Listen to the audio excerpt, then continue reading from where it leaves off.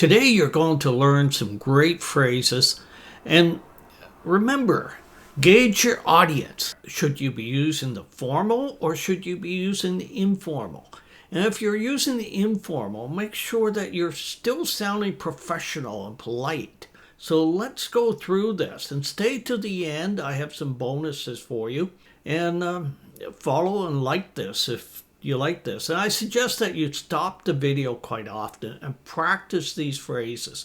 Maybe practice them 3 or 4 times and see if you can use them in the next few days. This is really going to help your career. So don't leave, stay on, and I promise this is going to make a difference for you in your business English. Perhaps you're looking for an international job speaking English. Well, today we're going to give you the phrases you need. So I'm Teacher Burt. I was in business for over 30 years, high-level business. And for the last 5 years, I've been coaching business and IT professionals, C-level, sweet people in better English communications for business. So let's get started. So learn to speak politely, professionally, and impress your audience. Have the right formality or informality for the occasion. This is kind of the art of speaking English, isn't it? So, the first one. Can we start? Or shall we begin? Which sounds better to you? Which is more polite? Which is more professional? Can we start the meeting now? Or shall we begin the meeting now? Let's move on. Let's proceed. Let's move on to the next topic. Let's proceed to the next topic today. Which one do you like? I think we should consider possibility proposal number 2. I believe it would be advisable to move ahead with proposal number 2, which is stronger as a leader. I would say the second one. So instead of think, say I believe. Put some emphasis. Give your opinion. Be strong. Can you do this? Or could you kindly address this task? Could you consider doing this? Could you kindly address this task? Do you like this? Give me some comments. Let me know which ones you like, which ones you don't like, which ones you would use. I'd like to hear from you. And certainly let me know what else you need. I've been doing this for a long time. I can't tell you how many thousands of English meetings I've been in, and with international companies and everything. So let's consider this. Sorry, I didn't get that. What did you mean to say? Or I apologize. Could you please clarify your last point? Which one do you like? Clarify? I apologize? Let's wrap things up. That's good. Let's conclude. A little more formal, isn't it? So which audience would you use it for? Maybe your stand-up meeting, you would use the first one. But if you were speaking to a group of C-suite people, you'd definitely probably use the second one. And also, listen to the people in the meeting. How are they speaking? How formal are they being or informal? I need more info. I require further information, please. Please is an important word, isn't it? Thanks for joining. Thank you for your attendance. Don't you love this second one? How would you use it? And remember to stop every so often and practice these. Ask yourself, are these phrases I would use? How would you put it in a question? I'll get back to you. I will revert to you shortly. This is very formal, the second one. I'll revert to you shortly. Maybe a lot of foreign English speakers might not quite pick up on this revert to you. So be careful to make sure that people understand you. Use clear, respectful, professional English when you can. Can we speed this up? Could we possibly expedite this process? Wow. Now that's pretty advanced, isn't it? Expedite. Make it happen. You're a leader. I would like to. I want to look at this project closely. I want to take a deep dive into it. I would like to take a deep dive into the project. Which would you like to hear from your boss? Wouldn't the second one be better? More corroborative, isn't it? give me a hand. Well, we say this very often, but it's a little short, isn't it? Could you assist me, please? Again, I think you'd prefer the second one, wouldn't you? It's not good enough. Whoa, that's quite a rebuke, isn't it? This does not meet the required standards. And why don't you elaborate a little bit when you say this? Let them know why. Give them some direction. And let them know that it's a team effort. Don't just single them out unless they really need some serious help. But I like the second one. Let's talk about this letter. Let's talk about this later. Let's discuss this at a later stage. Talk about versus discuss. Discuss is a little more formal, isn't it? Just replacing a word or so. Later stage. Yeah, the second one's definitely better. Not a whole lot more formal, but just a little more comprehensive. Can you send it to me? Could you kindly forward it to me? Definitely the second one's more polite, isn't it? Could you kindly forward it to me? Forgive me for using can in the second one. Could you? Just could you is just a little softer, isn't it? We need to fix this. This issue requires ratification. Wow, ratification. That's a big word, isn't it? And remember, if a word ends in T-I-O-N or S-I-O-N, we emphasize the second last syllable. Ratification. Ratification. Yeah. And please subscribe. Share this with your friends. And look at the bonus at the end. I've got something really valuable for you that's going to help you a lot with your business English career. And let me know the help you need. Definitely get some comments in there. It helps me a lot to give people the content that they need. And look at some of my other videos. I have lots of videos around pronunciation, getting ready for a business English career, job interviews, all that sort of thing. Everything is relative to business English. And I love tongue twisters. I have a whole series of tongue twisters to help you get that fluency. Fluency over accuracy is so important. I don't know, or I am uncertain at this moment. Second one is better, isn't it? I don't know. That's a little simple, but maybe it's better in some circumstances. Very informal, isn't it? You messed up. Wow. That's hitting the nail on the head, isn't it? That's pretty serious. An error has occurred that needs addressing.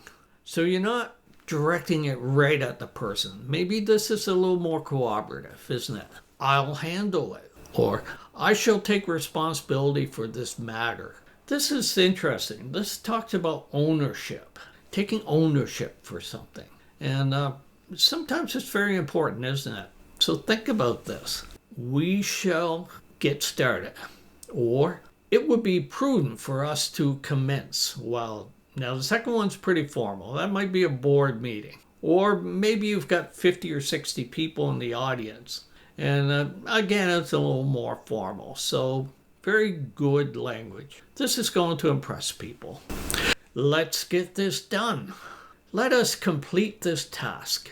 So you can hear the difference here, right? Informal versus formal. What do you think? I like this. What do you think? It's very to the point, but it's speaking to one or two people. What are your thoughts on this matter?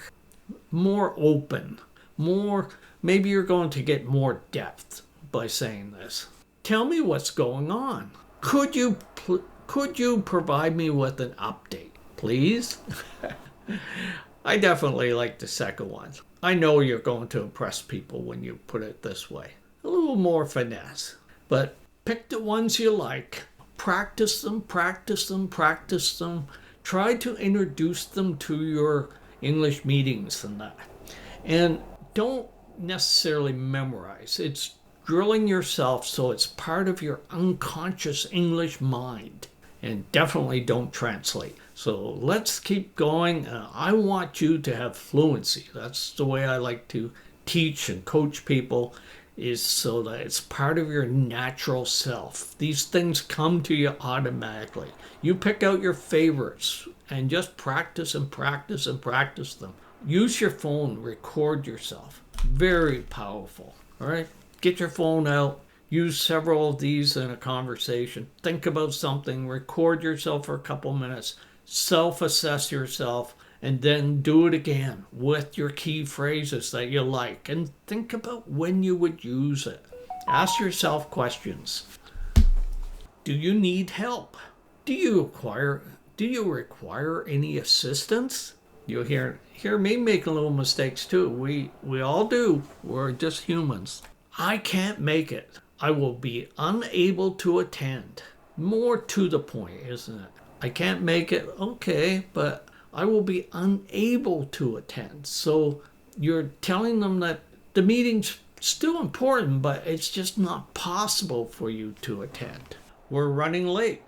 Maybe we have to speak faster. Hope not. We are behind schedule. Yeah, a little better English, isn't it? I'm working on it. I am currently addressing this matter. Very good English. Very good. Very precise. Let me know. Please inform me. Let me know. Please inform me. Inform versus let me know. Isn't inform a little better? I don't get it. I do not understand. Can you elaborate? Can you call me back? Could you return my call at your earliest convenience? Well, isn't this polite, professional? And you're letting them know that's important. Earliest convenience. Let's make sure everything's fine. Let us ensure everything is in order. Which one do you like? In order, ensure versus make sure. And remember, there's a place for each of these. But you're going to impress people with the second one. Just a little upgrade in your English. I want this done now. Pardon me. I would appreciate if this could be completed promptly. So I would appreciate it. Very respectful, isn't it? But we're still getting the message through. It's all about your message and delivery, the body language, the tone of our voice, who we're speaking to. Think about these things. Who is your audience? And adjust your formality or informality, depending on who you're speaking. And remember, I want you to be fluent. You can make little mistakes, but are you getting your message through? And are you being professional and polite? You need to do this better.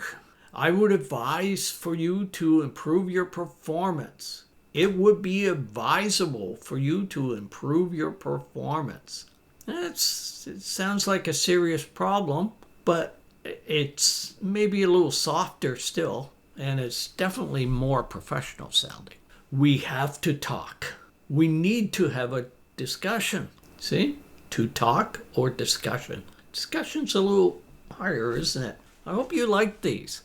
And remember, subscribe, like, share, do all those things.